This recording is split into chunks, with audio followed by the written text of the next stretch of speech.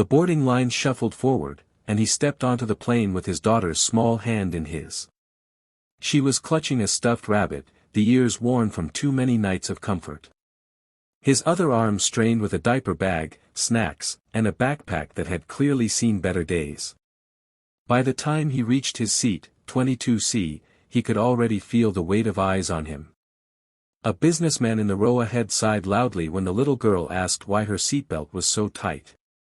A woman across the aisle muttered something about kids these days as she slid her headphones on. He smiled awkwardly, apologizing more than he needed to, trying to shrink into the narrow cushion that felt more like a spotlight than a place to sit. When his daughter's juice box tipped and dripped onto the tray table, the man beside him gave a pointed look and pressed his call button for the flight attendant. His cheeks burned. He pulled napkins from his pocket, cleaning frantically, whispering reassurances to his daughter who was already yawning and restless.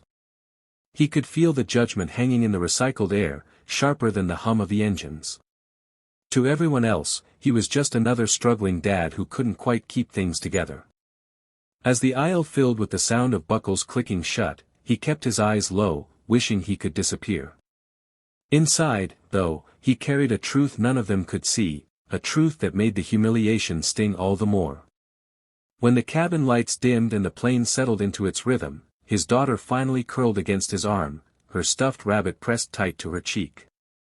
Her soft breathing was a small mercy. He sat motionless, afraid to disturb her peace, his own body stiff from the weight of exhaustion. He pulled a thin airline blanket over her and let his eyes wander to the window, though all he could see was the endless dark sky.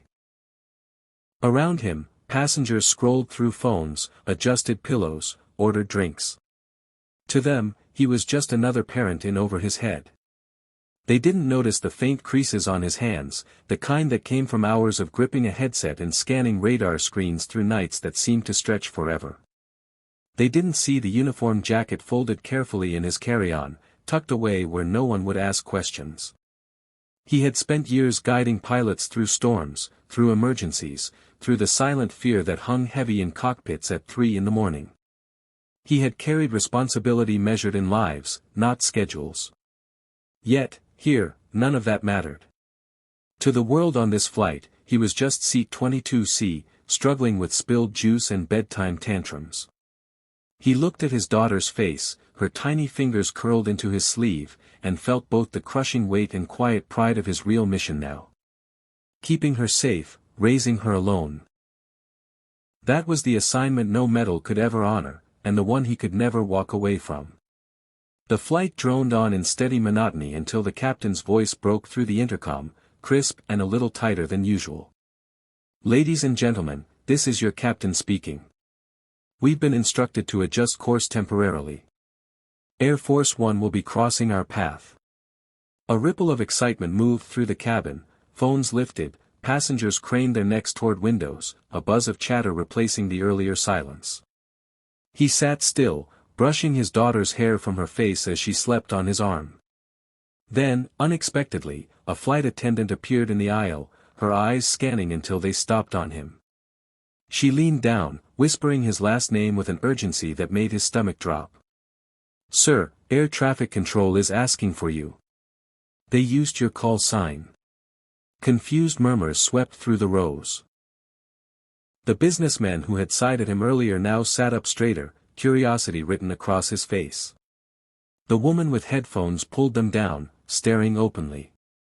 Passengers who had dismissed him minutes before were suddenly watching, wide-eyed, as if the quiet man in 22C had become someone entirely different.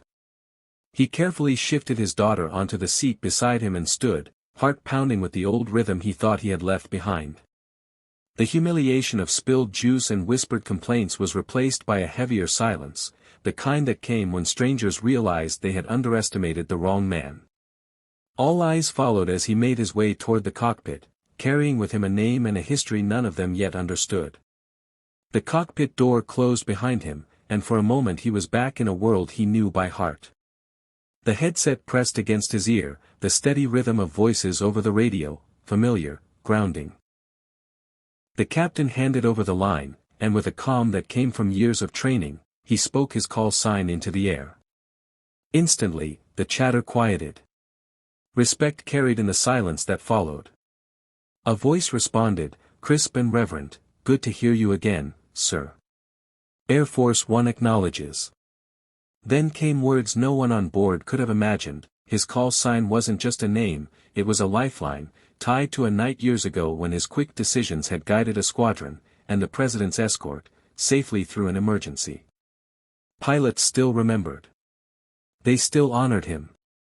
And in that moment, Air Force One itself shifted course. Through the cabin windows, passengers pressed their faces to the glass and gasped. High above, a formation of jets moved with precision, flanking their commercial flight like guardians in the night. One by one, phones dropped, conversations died. Awe replaced judgment.